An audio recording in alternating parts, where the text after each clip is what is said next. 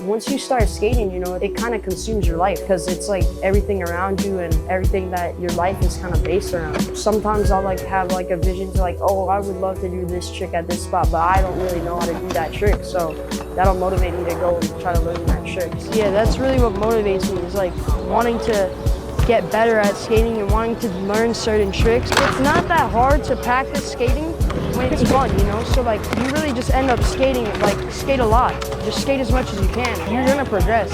I always knew about Manhattan Portage because my dad had the bags. I was like, yo, these bags are cool. And that little like Manhattan Portage tag, like the red or the black tag, is just a really cool little part of branding. It's a pretty like iconic New York thing for me. Hopefully I see myself traveling with friends and skate teams and, you know, doing what I'm doing, just like skating and having fun, really.